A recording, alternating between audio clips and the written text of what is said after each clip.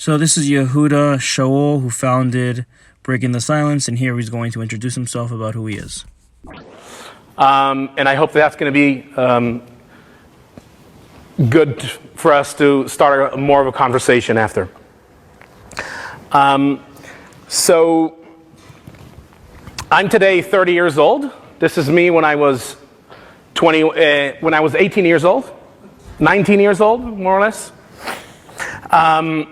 I grew up in Jerusalem. The reason why I have a North American accent when I speak English is because both my parents are from North America. My father is originally from Toronto. My mother is from the States. I grew up in Jerusalem. I was born in Jerusalem, grew up in Jerusalem. I'm a practicing Orthodox Jew. I don't know how much of this means to all of you. I grew up in what you would call the political right in Israel. I did my high school in a settlement in the West Bank, near Ramallah. My sister is a settler in the West Bank today. My cousins used to be settlers in Gaza before the disengagement in 2005. So that's more or less in terms of my personal background. And when I graduated high school, I joined the IDF, the Israeli Defense Forces. In Israel, we have a draft. So Yehuda Shaul formed this organization called Breaking the Silence. And the organization is basically an organization that is funded by the European Union, and they pay soldiers to spread lies about their service and they committed human rights abuses. And this is what how Yehuda makes his money. However, a lot of the testimonies from these soldiers have proven to be false, as can be seen from this Ad Khan video, where they debunk a lot of the Breaking the Silence testimonies. Of Breaking the Silence. Yaron Ze'ev, a law student who left Israel, is now studying in Germany. During the operation, he served as a tank crew member in the IDF's 7th Brigade. Pay attention to the facial blurring.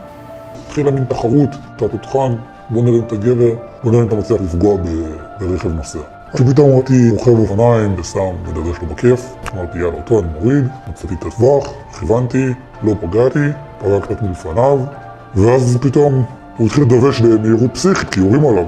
אז כל הצוות בטנק התחיל להיקרא לצחוק שוואלה, תראו איזה מהיר הוא. His tank and platoon members refute the claims.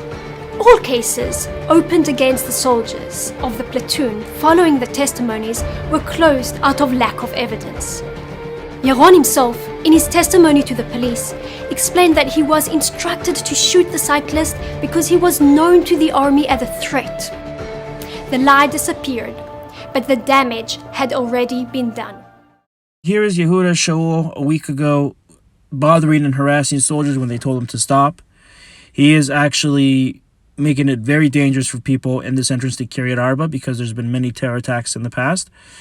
But Yehuda Shaul, being the narcissist he is, decided to block traffic and harass soldiers. And he didn't even move his car, as you can see. So he literally just blocking traffic for other people. If a terrorist wants to come and do an attack, the soldiers are definitely unable to do anything because they're preoccupied with him not following what he said, not following what the soldiers say. And then to add up insult to injury, he's also putting the camera in their faces and just harassing them when the soldiers are there to protect us from terrorists. And again, here you can see him getting in the face of soldiers and telling them that he knows best. And again, putting their lives in danger.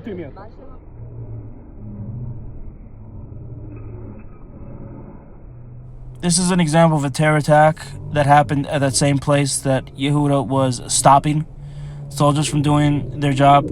Terrorists came up and attempted to shoot up the bus stop and the entrance to Kiryat Arba, exactly where we were stopped. And luckily, the security forces, along with the Israeli army, were able to take out this terrorist lady before she committed this terror attack.